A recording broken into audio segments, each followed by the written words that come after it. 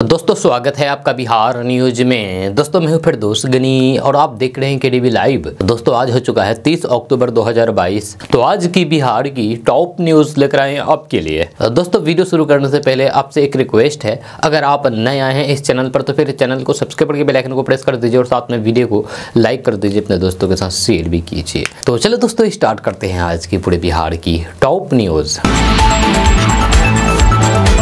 दोस्तों आज बिहार न्यूज में सबसे पहले बात करेंगे कि छठ पूजा के मौके पर पटना, किशनगंज, पूर्णिया, भागलपुर में फलों का बाजार सजा हुआ है। इन शहरों में फल की खरीद बिक्री तेजी के साथ हो रही है। छठ के मौके पर किशनगंज, अररिया, पूर्णिया के बाजारों में सब्जियों की कीमतों में भारी बढ़ोतरी हुई है। इस साल कई फलों और सब्जियों की कीमत आसमान छू रही है। हालांकि लोग छठ व्रत के नाम पर महंगी फल और सब्जियां खरीद भी खूब रहे हैं। एक रिपोर्ट के अनुसार राजधानी पटना की मंडियों में इस साल 400 से ज्यादा ट्रक फल पटना आए हैं। इसमें सबसे ज्यादा केला और सेब है। वहीं भागलपुर, किशनगंज, अररिया, पूर्णिया, कटिहार और बिहार के अन्य शहरों में भी फलों से भरा हुआ ट्रक देश के अन्य इलाकों से यहाँ आए हुए हैं। यह फल कारोबारी बताते हैं कि इस साल बिहार में अधिक मात्रा में लोग छठ व्रत कर रहे हैं। ऐसे में फल की बिक्री अच्छी होने का अनुमान है। इस साल सेब और पानी फल का भाव थोड़ा कम है, लेकिन अन्य फलों की तुलना में पिछले साल के मुकाबले बढ़ोतरी हुई है।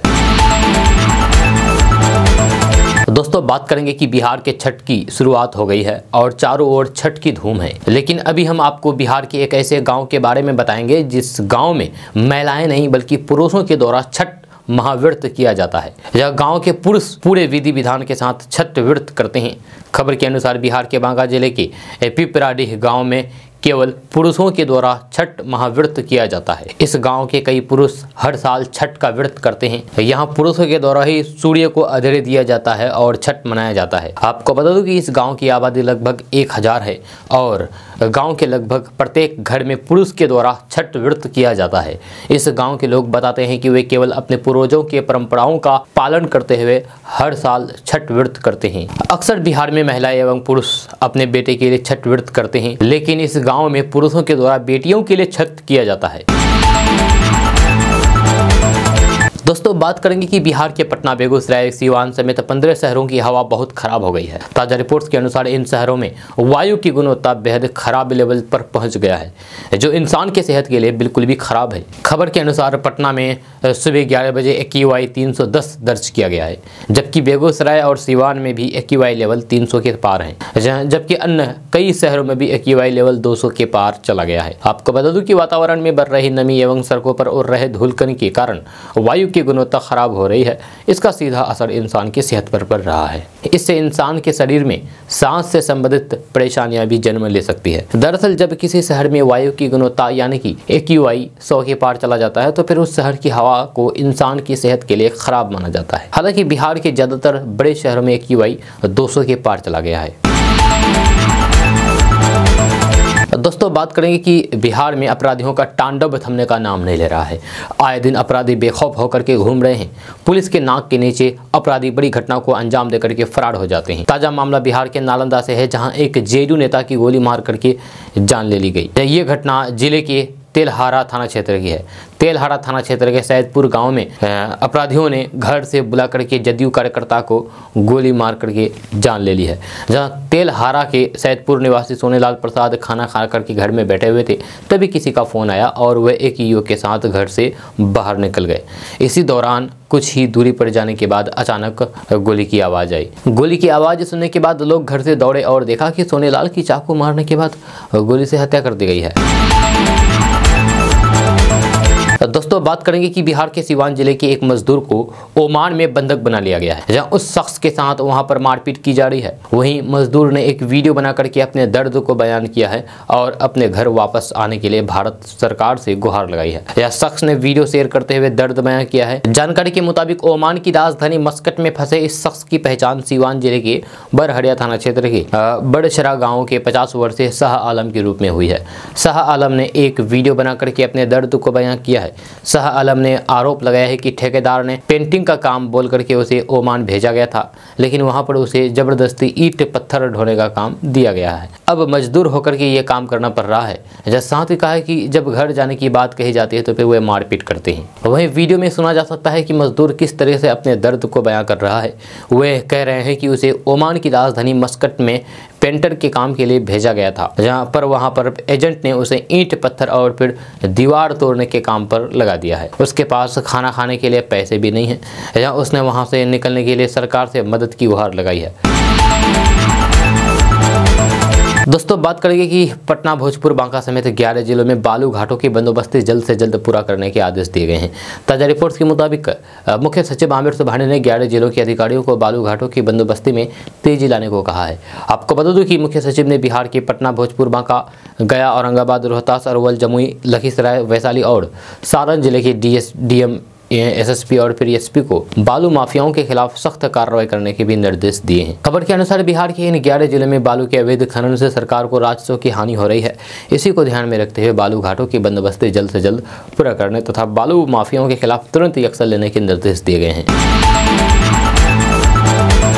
दोस्तों बात करेंगे कि बिहार में रहने वाले लोगों के लिए अच्छी खबर सामने आ रही है। ताजा रिपोर्ट्स के मुताबिक कर्मचारी राज्य बीमा योजना के तहत पटना, मुजफ्फरपुर, पूर्णिया, समस्तीपुर समेत 9 जिलों में अस्पताल खोले जाएंगे। इसको लेकर के विभाग के स्तर पर तैयारियां की जा रही है। खबर के अनुसार बिहार के इन सभी 9 जिलों में अस्पताल खोलने के लिए श्रम संसाधन विभाग ने पहल शुरू कर दी है। इसके लिए कुछ जिलों में जमीन चयन की प्रक्रिया भी शुरू कर दिया गया है। बहुत जल्द इस प्रक्रिया को पूरा कर लिया जाएगा। आपको बता दें कि कर्मचारी राज्य बीमा योजना के तहत अस्पताल का निर्माण मुजफ्फरपुर, समस्तीपुर, दरभंगा, वैशाली, बेगूसराय, भागलपुर, पटना, औरंगाबाद और पूर्णिया शहर में किया जाएगा। जल्द से जल्द अस्पताल का निर्माण होगा। दोस्तों बात करेंगे कि पटना, भागलपुर, पूर्णिया समेत बिहार में रहने वाले लोग आधी कीमत पर 4 सीट से लेकर के 10 सीट तक की गाड़ी खरीद सकते हैं। ताजा रिपोर्ट्स के मुताबिक बिहार के ग्रामीण इलाकों में रहने वाले लोगों के लिए बिहार सरकार के द्वारा ग्राम परिवहन योजना शुरू की गई है। इस योजना के तहत युवाओं को वाहन की खरीद पर सब्सिडी दी जाती है। खबर के अनुसार सरकार के इस योजना के तहत पिछड़ा वर्ग, अनुसूचित जाति, जनजाति और अति पिछड़ा वर्ग के लोगों को स्वरोजगार के लिए ट्रांसपोर्ट साधन खरीदने पर 50% की सब्सिडी दी जाएगी। इसके लिए युवा ऑनलाइन के द्वारा आवेदन कर सकते हैं। आपको बता दूं कि आवेदक किसी भी सरकारी नौकरी में ना हो और आवेदन से पहले कभी कमर्शियल वाहन ना रखा हो, साथ ही साथ जिनकी आयु सीमा 21 साल से ज़्यादा हो, ऐसे में युवा ग्राम परिवहन योजना के लिए आवेदन कर सकते हैं। आवेदन के लिए दस्तावेजों के बारे में अगर बात किया जाए तो Aadhaar card, PAN card, driving licence, निवास प्रमाण पत्र, आय प्रमाण पत्र, जाति प्रमाण पत्र, योग्यता प्रमाण पत्र, मोबाइल नंबर और फोटो। अब इसमें अप्लाई कैसे करना है इसके बारे में अगर बात किया जाए तो ग्राम परिवहन योजना का लाभ लेने के लिए युवा विभाग की वेबसाइट transport.bih.nic.in पर जाकर के ऑनलाइन के द्वारा आवेदन की प्रक्रिया को पूरा कर सकते हैं। दोस्तों बात करेंगे कि बिहार के दरभंगा, सुपौल, पूर्णिया समेत 11 जिलों के किसानों को मखाना की खेती के लिए सरकार के द्वारा 75% सब्सिडी दी जा रही है, ताकि बिहार में मखाना के उत्पादन को बढ़ावा दिया जा सके। इसको लेकर के विभाग के द्वारा दिशा निर्देश जारी कर दिया गया है। खबर के अनुसार बिहार के कटिहार, पूर्णिया, सुपौल, किशनगंज, सहरसा, अररिया, पश्चिमी चंपारण, मधेपुरा, मधुबनी और सीतामढ़ी जिले के किसान मखाना विकास योजना के तहत सब्सिडी लेकर के मखाना की खेती को बढ़ा सकते हैं। आपको बता दूं कि सरकार ने मखाना की खेती करने के लिए 97,000 रुपये की अधिकतम इकाई लागत तय की है। अगर मखाना की खेती में आपको कम से कम 97,000 रुपये का खर्च आता है तो फिर सरकार की तरफ से 75% यानी कि 72,750 रुपये तक का अनुदान दिया जाएगा। अब इसमें अप्लाई कैसे करना है, तो इन जिलों के किसान अगर मखाना का विकास योजना का लाभ लेना चाहते हैं तो फिर आप बिहार कृषि विभाग के ऑफिशियल वेबसाइट पोर्टल state.bihar.gov.in/कृषि/ पर जाकर के आवेदन कर सकते हैं। जहां आवेदन करने से पहले आप इस योजना की पूरी जानकारी प्राप्त कर सकते हैं। दोस्तों बात करेंगे कि बिहार के मुजफ्फरपुर से अच्छी खबर सामने आ रही है। ताजा रिपोर्ट्स के मुताबिक मुजफ्फरपुर के चक्कर मैदान में 1 नवंबर से अग्निवीर बहाली शुरू होने वाली है। इसको लेकर के यहां तैयारी कर ली गई है। युवा इस मैदान में उपस्थित होकर के अग्निवीर बहाली में भाग ले सकते हैं। खबर के अनुसार मुजफ्फरपुर में अग्निवीर की ये बहाली 1 नवंबर से शुरू होगी, जो 10 नवंबर तक चलेगी। इस बहाली में 8 जिलों के युवा भाग ले सकेंगे। शारीरिक दक्षता परीक्षा के लिए 1 नवंबर की सुबह 7 बजे से युवाओं को प्रवेश दिया जाएगा। इस अग्निवीर बहाली में मुजफ्फरपुर, समस्तीपुर, समस्तीपुर, सीतामढ़ी, शिवहर, पश्चिमी चंपारण, पूर्वी चंपारण, दरभंगा और मधुबनी के युवा शामिल होंगे। इसके बारे में और अधिक जानकारी के लिए आप आधिकारिक वेबसाइट पर विजिट करें, वहां से आप अधिक जानकारी प्राप्त कर सकते हैं। दोस्तों बात करेंगे कि बिहार के किसान अगर मशरूम की खेती करना चाहते हैं तो फिर उसके लिए अच्छी खबर है। ताजा रिपोर्ट्स के मुताबिक एकीकृत बागवानी विकास मिशन योजना के तहत बिहार के किसानों को मशरूम की खेती के लिए 50% की सब्सिडी दी जाएगी। खबर के अनुसार इस योजना के तहत किसानों को मशरूम की खेती के साथ साथ इसके बीजों का उत्पादन और कंपोस्ट मेकिंग इकाई के लिए सब्सिडी का लाभ मिलेगा। किसान चाहे तो इसका लाभ उठा करके मशरूम की इकाई स्थापित कर सकते हैं। आपको बता दूं कि एक यूनिट की स्थापना के लिए किसानों को अब 14 लाख रुपए की जगह सिर्फ 7.5 लाख रुपए खर्च होंगे। इससे किसान अच्छी आमदनी कमा सकते हैं, साथ ही साथ इस बिजनेस को बड़े स्तर पर विस्तार कर सकते हैं। अगर आप बिहार में मशरूम की खेती करना चाहते हैं तो आप ऑनलाइन के द्वारा आवेदन कर सकते हैं या फिर मशरूम इकाई की स्थापना से जुड़ी हुई अन्य सभी प्रकार की जानकारी के लिए अपने जिले में उद्यान के सहायक निदेशक से संपर्क कर सकते हैं। अब इसमें आवेदन कैसे करें, तो इस योजना का लाभ लेने के लिए आप आधिकारिक वेबसाइट horticulture.bihar.gov.in पर जाकर के आवेदन आप कर सकते हैं। अब दोस्तों बात करेंगे कि बिहार में रहने वाले लोगों के लिए बड़ी खबर सामने आ रही है। ताजा रिपोर्ट्स के मुताबिक बिहार के पटना, भागलपुर, मुंगेर समेत कई जिलों में डेंगू का कहर जारी है। इससे स्वास्थ्य विभाग की परेशानी बढ़ गई है तथा स्वास्थ्य विभाग की टीम सभी जिलों में अलर्ट है। खबर के अनुसार आज राजधानी पटना में डेंगू के 214 नए मरीज मिले हैं, जिससे पटना में डेंगू का आंकड़ा 5281 के पार पहुंच गया है। इसे ध्यान में रखते हुए पटना के सभी छोटे बड़े अस्पतालों को अलर्ट रहने पर निर्देश दिए हैं। वहीं कल भागलपुर में डेंगू के 9 संदिग्ध मरीज मिले। वहीं जिले के मायागंज में फिलहाल डेंगू के 38 मरीज का इलाज चल रहा है। इसमें भागलपुर के 20, मुंगेर के 7, खगड़िया के 4, बांका के 3, कटिहार के 1, सुपौल के 1 मरीज शामिल है। दोस्तों बात करेंगे कि भारत में इस समय नोट पर तस्वीर बदलने की चर्चा तेजी से हो रही है। दिल्ली के मुख्यमंत्री अरविंद केजरीवाल ने प्रधानमंत्री नरेंद्र मोदी से नोटों पर लक्ष्मी गणेश जी की तस्वीर लगाने की मांग की है। साथ ही साथ पीएम मोदी को इसके लेकर के पत्र भी लिखे हैं। एक रिपोर्ट के अनुसार भारत में किसी भी नोट पर तस्वीर बदलना इतना आसान नहीं होता है। इसके लिए कई तरह के नियम कानून बनाए गए हैं। अभी इसी विषय में जानने की कोशिश करेंगे कि भारत में नोटों की छपाई कहाँ और कैसे होती है। आपको बता दूं कि भारत में नोट की छपाई भारतीय रिजर्व बैंक की देखरेख में नासिक, देवास, मैसूर और सालबोनी में होती है। अब बात करते हैं कि आखिर इसमें कैसे छपाई होती है। तो भारतीय रिजर्व बैंक के न्यूनतम कोष प्रणाली के तहत नोट की छपाई करती है। ये नियम साल 1956 में बनाया गया था। इस नियम के तहत आरबीआई को 200 करोड़ रुपए की विदेशी प्रतिभूतियों एवं स्वर्ण, यानी कि जिनमें से 115 करोड़ रुपए के स्वर्ण रखना अनिवार्य है। इसके बाद नोटों की छपाई की जा सकती है। भारतीय रिजर्व बैंक ऑफ इंडिया और फिर भारत सरकार कई नियमों को ध्यान में रखते हुए नोट छापने का फैसला करती है। 1 रुपये के नोट वित्त मंत्रालय द्वारा जारी किया जाता है, जबकि अन्य सभी तरीके के नोट भारतीय रिजर्व बैंक द्वारा जारी की जाती है। दोस्तों बात करेंगे कि बिहार में 2 विधानसभा सीटों पर उपचुनाव को लेकर के राजनीति गर्म है। बीजेपी और महागठबंधन के नेता लगातार एक दूसरे पर हमलावर बोल रहे हैं। लेकिन जेडीयू के राष्ट्रीय अध्यक्ष ललन सिंह ने उपचुनाव के दौरान एक जनसभा को संबोधित करते हुए नीतीश कुमार के ही फैसले को गलत ठहरा दिया। चुनावी मंच से ललन सिंह ने कहा कि नीतीश कुमार ने साल 2017 में एक गलत फैसला किया था। उस गलत फैसले को अब उन्होंने सुधार लिया है। वो गोपालगंज में उम्मीदवार के लिए चुनावी जनसभा को संबोधित कर रहे थे। उनके साथ मंच पर डिप्टी सीएम तेजस्वी यादव भी मौजूद थे और यही ललन सिंह ने बड़ी बात कह दी। दरअसल ललन सिंह चुनावी जनसभा को संबोधित करते हुए बीजेपी पर जमकर के हमला बोल रहे थे। इसी दौरान उन्होंने बीजेपी पर आरोप लगाया है कि वे केंद्रीय एजेंसियों का गलत इस्तेमाल कर रही है। ललन सिंह ने कहा है कि सीबीआई और इनकम टैक्स पालतू कुत्ते हैं और केंद्र सरकार उन्हें 1 साल और इन्हें घुमा दे। इसके बाद दिल्ली में सत्ता चली जाएगी और ये पालतू कुत्ते किसी काम के नहीं होंगे। केंद्रीय एजेंसियों के दुरुपयोग को लेकर के ललन सिंह ने साल 2017 की याद दिला दी और इसी वाक़े को याद करते हुए उन्होंने नीतीश कुमार के फैसले को गलत करार दिया। जेडीयू के राष्ट्रीय अध्यक्ष ने कहा है कि साल 2017 में महागठबंधन छोड़कर के बाहर आने का फैसला गलत था। नीतीश कुमार बीजेपी के खेल में फंस गए थे और उनसे गलत फैसला हो गया। इस फैसले को अब सुधार किया गया है। ललन सिंह ने कहा है कि 2015 में महागठबंधन की भारी जीत हुई थी। इसके बावजूद भी केंद्रीय एजेंसियों का बेजा इस्तेमाल करके बीजेपी ने नीतीश कुमार पर दबाव बनाया और उनसे गलत फैसला दिया। 2017 में गठबंधन तोड़ने का फैसला गलत था और अब इस गलत फैसले को ठीक कर दिया गया है। बीजेपी का साथ छोड़ने का नीतीश कुमार का कदम बिल्कुल सही है। दोस्तों बात करेंगे कि विकासशील इंसान पार्टी का मानना है कि मोकामा और गोपालगंज विधानसभा सीट पर होने वाले उपचुनाव में कमजोर तबके के मतदाता बाबा साहेब भीमराव अंबेडकर के द्वारा दिए गए मत के अधिकार का उपयोग करें एवं वैसे प्रत्याशी को जिताएं जो स्वर्गीय विकास में योगदान कर सके।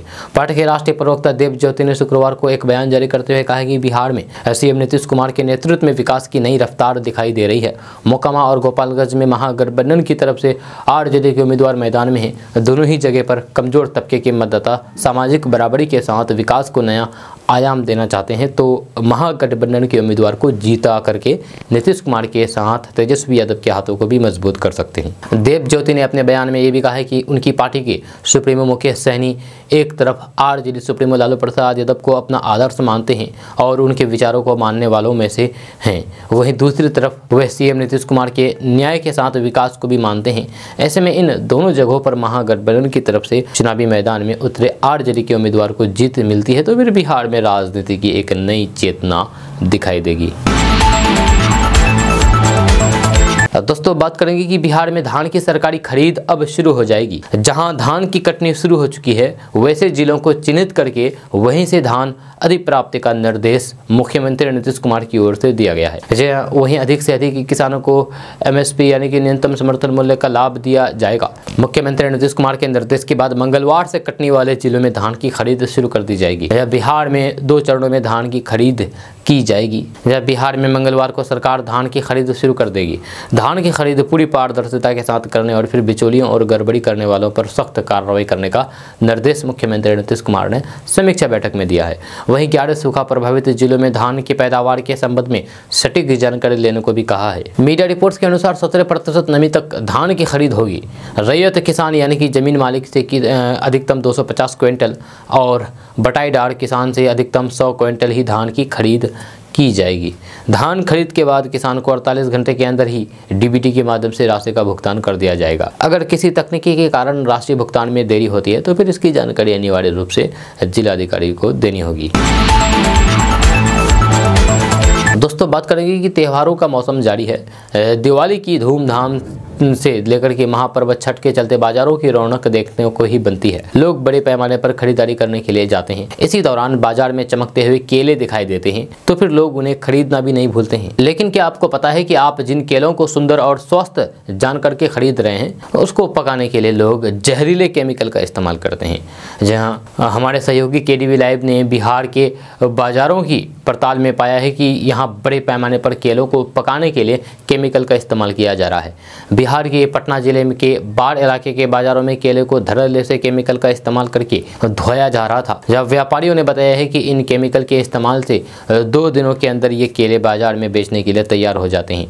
केमिकल का असर ऐसा होता है कि लोअर कैटेगरी का केला भी दमकने लगता है, जिसे बेच करके दुकानदार तो मुनाफा कमाते ही है, लेकिन ग्राहक पैसे खर्च करके भी अपनी जान का जोखिम खरीद रहा है। ऐसा नहीं कि दुकानदारों को इन केमिकल के नुकसान का अंदाजा नहीं है, वे मानते हैं कि इस तरह के केले खाना लोगों के लिए खतरनाक हो सकते हैं, लेकिन जब उनसे इससे संबंधित सवाल किया जाता है तो फिर वे इसके इस्तेमाल की बात को नकार देते हैं।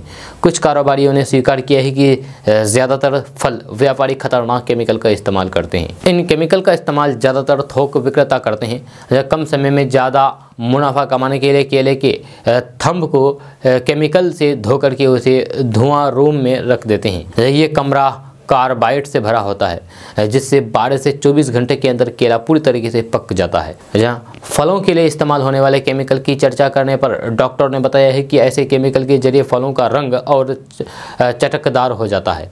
जहाँ केले में जब इसका इस्तेमाल किया जाता है तो फिर ये बिल्कुल भी चिकना और पीला लगने लगता है, जिसकी तरफ ग्राहक आसानी से आकर्षित भी हो जाते हैं और इसे मनमानी कीमतों पर बेचा भी जाता है। डॉक्टरों ने बताया है कि जिस कार्बाइड का इस्तेमाल फलों के लिए किया जाता है वे लिवर और किडनी के लिए खतरनाक होता है।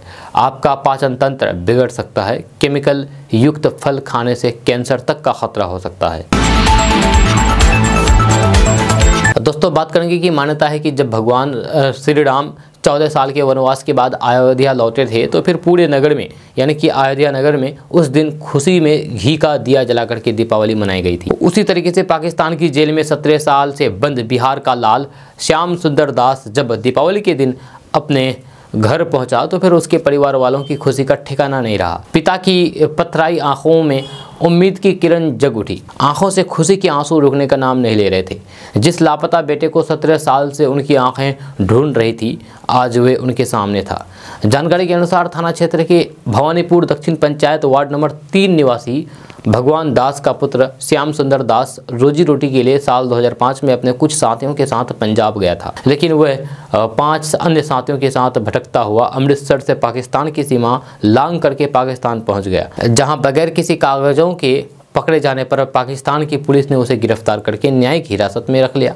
जहां उसके साथ पकड़ाए गए 5 साथियों को पूछताछ और फिर अन्य साक्ष्यों के आधार पर 6 माह के बाद पाकिस्तान पुलिस ने रिहा करके भारत भेज दिया था। लेकिन श्याम सुंदर की मानसिक स्थिति ठीक नहीं होने के पर वह किसी से सही बातों की जानकारी नहीं दे पा रहे थे, जिस वजह से उसे पाकिस्तान की जेल में 17 सालों से बंद रहना पड़ा। पाकिस्तान एम्बेसी ने कई बार इंडियन एम्बेसी से भी श्याम सुंदर के भारतीय होने के सबूत की मांग की, लेकिन उसकी सही ठिकाने की जानकारी न मिलने पर युवक को 17 सालों तक जेल काटनी पड़ी। उसके पिता भगवान दास ने बताया है कि साल 2021 में परिवार वालों को श्याम सुंदर पाकिस्तान की जेल में होने की खबर लगी। तब से उसके परिवार वाले प्रतापगंज थाना से संपर्क करके उसे पाकिस्तान से लाने के लिए मदद करने की गुहार लगा रहे थे। जब उसके पिता भगवान दास ने श्याम सुंदर का पाकिस्तान होने का सारा सबूत पुलिस को उपलब्ध कराया, जिसे प्रतापगंज थानाध्यक्ष ने अपने पुलिस कप्तान के माध्यम से बीते साल ही भारतीय एजेंसी को भेजा था। जब उसी आधार पर पाकिस्तान सरकार ने जेल में बंद श्याम सुंदर को 29 सितंबर 2022 को रिहा कर दिया था।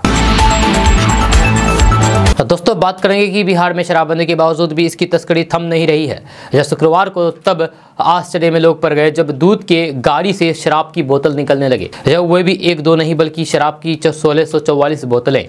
छापेमारी करने वाली टीम भी भौचक्के रह गई। गया जिले के डोभी चेक पोस्ट से मिल्क वाहन पर लदी भारी मात्रा में विदेशी शराब के साथ 2 अभियुक्त गिरफ्तार किए गए हैं। इसकी जानकारी देते हुए उत्पाद विभाग के सहायक आयुक्त प्रेम प्रकाश ने बताया है कि मिल्क वाहन यानी कि दूध की गाड़ी से 1644 बोतल शराब की बरामदगी की गई है। वहीं 2 तस्करों को मौके से गिरफ्तार किया गया है। दोस्तों, बात करेंगे कि मुख्यमंत्री नीतीश कुमार की राजनीति ने यूटर्न क्या लिया। बिहार में कांग्रेसियों की किस्मत खुल गई।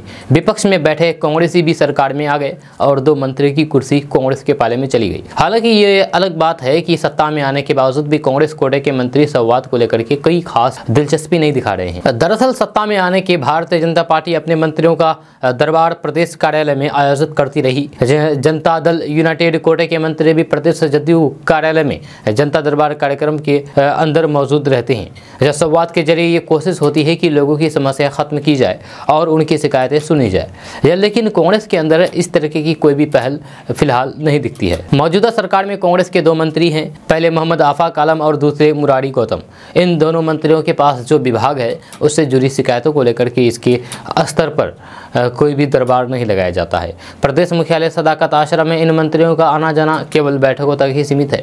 साल 2015 में जब कांग्रेस सरकार में शामिल हुई थी तो फिर उस वक्त अशोक चौधरी और फिर मदन मोहन झा सदाकत आश्रम में दरबार लगाते थे। लेकिन 2017 में जब कांग्रेस विपक्ष के अंदर गई तब उसके बाद सिलसिला रुक गया। दोस्तों, बात करेंगे कि बिहार में प्राइमरी और हाई स्कूल शिक्षकों के पद पर सरकारी नौकरी की तलाश कर रहे युवाओं के लिए राहत भरी खबर है। जब बिहार में बड़े पैमाने पर प्राइमरी और अपर प्राइमरी लेवल पर शिक्षकों की भर्ती जल्द होने वाली है। बिहार शिक्षा विभाग की ओर से जारी नियमावली के अनुसार नवंबर में कैबिनेट की मंजूरी मिल जाएगी। जी हाँ, कैबिनेट की मंजूरी के बाद बिहार में 2,57,000 शिक्षकों की नियुक्ति की प्रक्रिया पर तेजी से काम किया जाएगा। इसके बाद प्राइमरी स्कूलों के पहले हाई स्कूलों में शिक्षकों की भर्ती की जाएगी। बिहार में शिक्षकों की भर्ती को लेकर के वहीं कई मामलों में तैयारी पूरी कर चुकी है। मुख्यमंत्री के निर्देश के बाद शिक्षा विभाग द्वारा नवंबर में 2 लाख से अधिक शिक्षकों की नियुक्ति की जाएगी। इसमें प्रारंभिक शिक्षक के 80,000 से ज़्यादा पदों पर जबकि अपर प्राइमरी लेवल के 1 लाख से अधिक पदों पर को शामिल किया जाएगा। दोस्तों, बात करेंगे कि प्रशांत किशोर ने पद यात्रा के 27वें दिन शुक्रवार को लोरिया प्रखंड के बगही में मीडिया से बातचीत में अब तक के अनुभव को शेयर किया है। यह साथ ही आगे की रणनीति पर चर्चा की है। प्रशांत किशोर ने बताया है कि पद यात्रा के क्रम में वे हर दिन 15 से 20 किलोमीटर का सफर पैदल तय कर रहे हैं और हर 3-4 दिन के बाद एक दिन रुक करके सभी पंचायतों में जो भी समस्याएं लोग बता रहे हैं और जो हमें दिख रहा है उसका संकलन करते जा रहे हैं। इसी संकलन के आधार पर हम पंचायत स्तर पर समस्याओं और फिर उनके समाधान पर एक ब्लूप्रिंट जारी करेंगे। प्रशांत किशोर ने जनसुराज के एक राजनीतिक दल बनने के मुद्दे पर कहा है कि वे हर सभा में लोगों से पूछते हैं कि बिहार में एक बेहतर विकल्प बनाने के लिए उनको दल बनना चाहिए या जो अभी कर रहे हैं वही करना चाहिए। लोगों की राय है कि बिहार में एक बेहतर विकल्प बनना चाहिए। लोग ये भी कह रहे हैं कि जिन पार्टियों और नेताओं को यहाँ वोट मिल रहा है उसकी एक बड़ी वजह है विकल्प का नहीं होना। ज़्यादातर लोगों ने कहा कि पदयात्रा के माध्यम से ही बेहतर विकल्प बनेगा। दोस्तों बात करेंगे कि बिहार के हर घर नल जल की सुविधाएं पहुंचाने वाले प्रखंडों की संख्या 160 हो गई है। 4 माह पहले ऐसे प्रखंडों की संख्या 140 थी। इस तरह नए प्रखंड इस दायरे में आ गए हैं। वहीं बिहार के पंचायतों और फिर गाँवों की संख्या भी बढ़ गई है, जहाँ के 100% घरों में नल जल है। केंद्रीय जल मिशन के 27 अक्टूबर तक के ग्रामीण परिवारों को उपलब्ध नल का जल के आंकड़े में इसका विस्तार से उल्लेख किया गया है। ये आंकड़े बताते हैं कि बिहार के ग्रामीण इलाकों में 96% घरों में नल जल की सुविधा है। जब पिछले 4 माह में हुई वृद्धि देखें तो फिर बिहार हर घर नल का जल सुविधा प्राप्त गाँव की संख्या 33,131 से बढ़कर के 34,321 हुई है। इस दौरान 100% घर में नल जल वाले गाँवों की संख्या में 1190 की वृद्धि हुई है। बचे गाँव में भी इस लक्ष्य को हासिल करने की कवायद चल रही है। आपको बता दूं कि बिहार में राजस्व गाँव की संख्या 39,456 है। ऐसे में बिहार के 5,135 गाँव में ये लक्ष्य हासिल करना बचे हुए हैं। दोस्तों बात करेंगे कि क्या बिहार के मुख्यमंत्री नीतीश कुमार देश के प्रधानमंत्री और गृह मंत्री के साथ साथ दूसरे केंद्रीय मंत्रियों का सामना नहीं करना चाहते हैं। देश की आंतरिक सुरक्षा को लेकर के हुई बेहद अहम बैठक में नीतीश की गैर मौजूदगी से यही सवाल उठ रहा है। हरियाणा के सूरजकुंड में केंद्र सरकार द्वारा आयोजित 2 दिवसीय चिंतन शिविर में महिलाओं की सुरक्षा, साइबर अपराध रोकने, तटीय सुरक्षा सुनिश्चित करने और फिर आंतरिक सुरक्षा जैसे अहम मसलों पर 2 दिनों तक चिंतन हुआ। लेकिन बिहार सरकार ने अधिकारियों को भेज करके कोरम पूरा कर लिया है। बिहार में मुख्यमंत्री नीतीश कुमार के पास से गृह मंत्रालय है, लेकिन नीतीश कुमार बैठक में नहीं शामिल हुए। न ही उन्होंने बिहार के उप मुख्यमंत्री या फिर दूसरे सीनियर मंत्री को इस शिविर में भेजा। बिहार की ओर से राज्य के डीजीपी इस बैठक में शामिल हुए। आपको बता दूं कि ये वही डीजीपी है जो खुद कथित तौर पर साइबर क्राइम का शिकार होकर के एक बड़े मामले को रफा दफा कर चुके हैं। नीतीश कुमार कह चुके हैं कि डीजीपी की नौकरी 2 महीने से ही बची है, इसलिए उनके खिलाफ कोई भी कार्रवाई नहीं किया गया है। दोस्तों बात करेंगे कि बिहार के रोहतास जिले के एक गांव में हुई 5 लोगों की संदिग्ध मौतों पर सियासत शुरू हो गई है। बीजेपी ने नीतीश सरकार पर मौतों को छिपाने के आरोप लगाए हैं। पूर्व डिप्टी सीएम सुशील कुमार मोदी ने कहा है कि रोहतास में जहरीली शराब से 5 लोगों की मौत हुई है और दर्जनों लोग अलग अलग अस्पतालों में भर्ती है, जबकि प्रशासन अज्ञात बीमारी की कहानी बता रहा है। जहाँ बीते 10 महीने में 50 लोग जहरीली शराब की वजह से जान गंवा चुके हैं और नीतीश सरकार अब तक नहीं चेती है।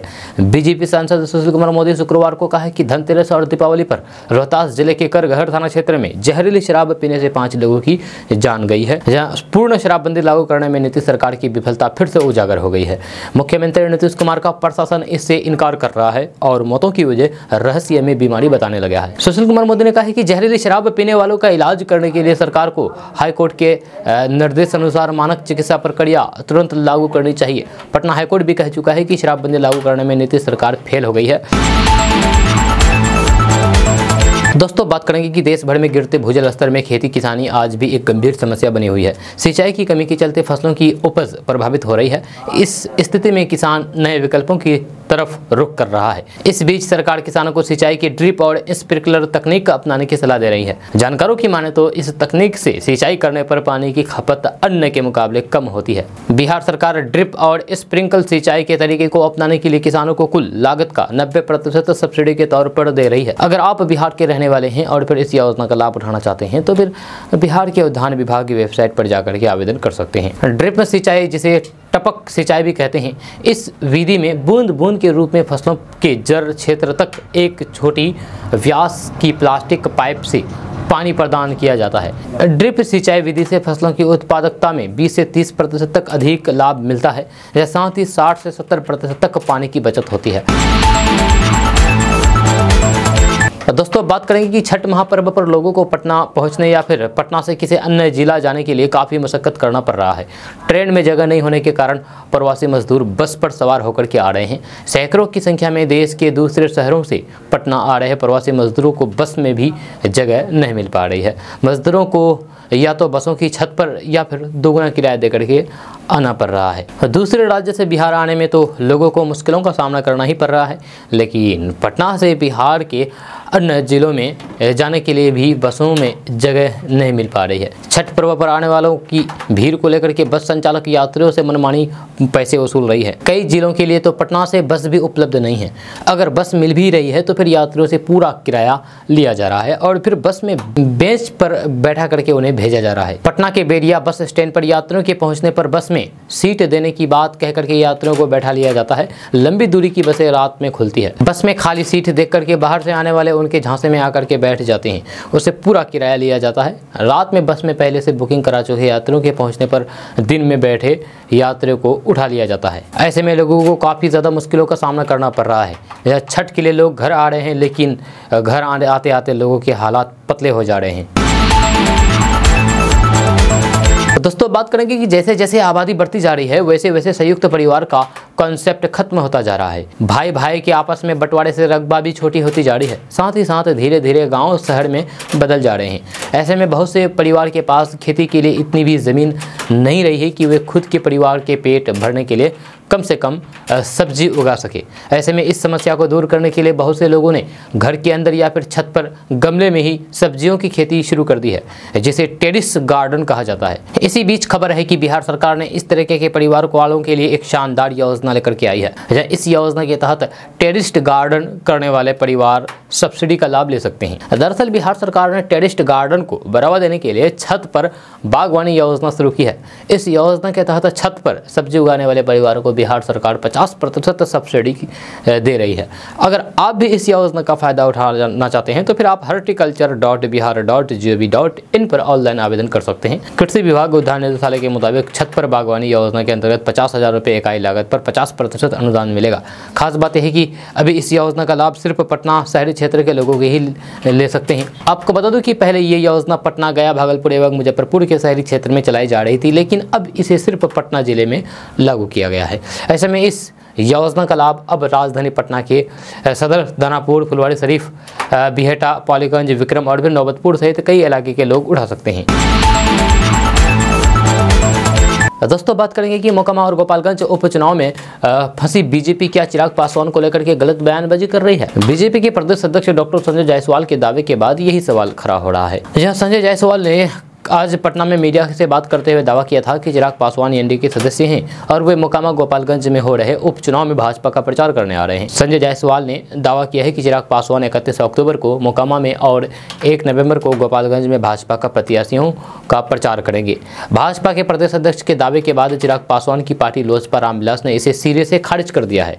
जी हाँ, ये एक बड़ी बात है। लोक जनशक्ति पार्टी रामविलास के प्रदेश अध्यक्ष एवं राजू तिवारी ने मीडिया को बताया है कि भाजपा के प्रदेश अध्यक्ष डॉक्टर संजय जायसवाल या फिर उसके राष्ट्रीय स्तर के किसी भी नेता ने चिराग पासवान के चुनाव प्रचार का कार्यक्रम तय करने के लिए ना पूछा है और न ही किसी ने उनसे संपर्क किया है। ये जो बयानबाजी हो रही है चिराग पासवान के बारे में, ये बिल्कुल भी गलत है, धार्मिक है, इसमें कोई भी सच्चाई नहीं है। दोस्तों बात करेंगे कि बिहार स्कूल एग्जामिनेशन बोर्ड की ओर से बिहार बोर्ड कक्षा 6 प्रवेश परीक्षा 2022 की आंसर की जारी कर दी है। उम्मीदवार जो प्रवेश परीक्षा के लिए उपस्थित हुए हैं वे BSEB की आधिकारिक वेबसाइट biharboardonline.com के माध्यम से आंसर की को चेक कर सकते हैं। परीक्षा 20 अक्टूबर 2022 को आयोजित हुई थी। आंसर की आपत्ति विंडो 28 अक्टूबर को खुलेगी और 3 नवंबर 2022 को बंद हो जाएगी।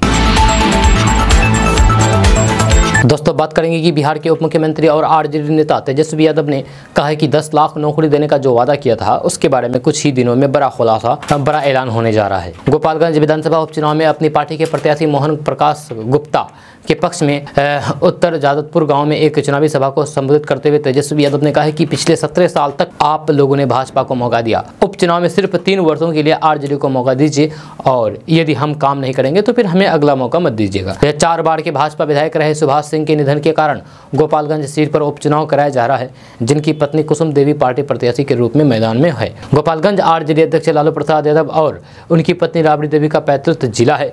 जहां आरजेडी ने मोहन प्रकाश गुप्ता को चुनावी चुनावी मैदान में उतारा है। स्थानीय लोगों विशेष रूप से युवाओं के साथ अपने पुराने नाता जोड़ते हुए तेजस्वी यादव ने कहा है कि गोपालगंज का 32 साल का युवा भाजपा और केंद्र में उसकी सरकार को चुनौती दे रहा है। आरजेडी छोड़कर के महागठबंधन में शामिल होने वाले मुख्यमंत्री नीतीश कुमार को धन्यवाद देते हुए राजद नेता तेजस्वी यादव ने कहा है कि उन्होंने कहा है कि 20 लाख लोगों को रोजगार देने के प्रयास किए जाएंगे। पिछले विधानसभा चुनाव में मैंने जितना वादा किया था उससे दुगुना।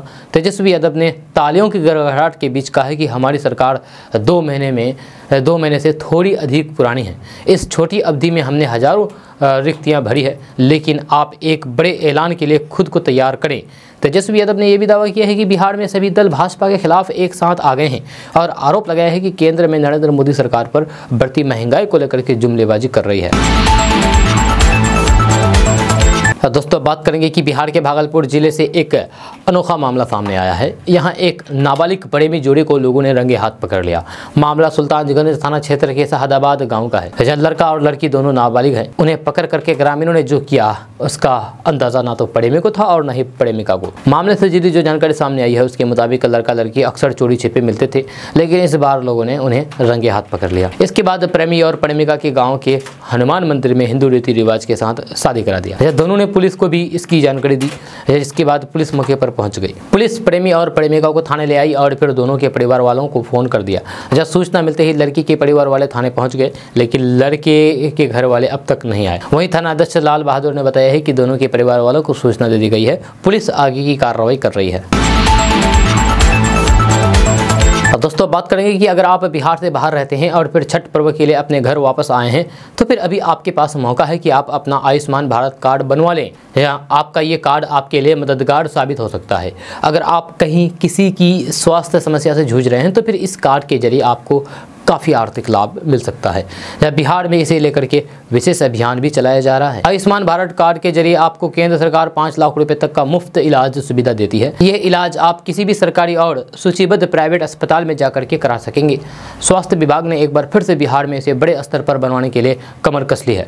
विभाग का कहना है कि छठ पूजा में बड़ी तादाद में लोग अपने घर आते हैं। ऐसे में कई लोग ऐसे बचे हुए हैं जिन्होंने अपना हेल्थ कार्ड नहीं बनवाया है। उन्हें प्रमुखता से यह उपलब्ध कराया जाएगा। बिहार के सभी जिलों के सभी प्रखंडों में विशेष रूप से ये अभियान चलाया जा रहा है। 26 अक्टूबर से ही इसकी शुरुआत हो चुकी है, जो 9 नवंबर तक चलेगी। माइकिंग और बैनर पोस्टर के जरिए इसके लिए जागरूक भी किया जा रहा है। दोस्तों आज का न्यूज़ बस ये था। कैसा लगा नीचे कमेंट बॉक्स में कमेंट करके जरूर बताइए। अगर आप नए हैं इस चैनल पर तो फिर चैनल को सब्सक्राइब करके बेल आइकन को प्रेस कर दीजिए और साथ में वीडियो को लाइक कर दीजिए। अपने दोस्तों के साथ शेयर भी कीजिए। तो मिलते हैं फिर नेक्स्ट वीडियो के साथ। तब तक के लिए जय हिंद, जय बिहार।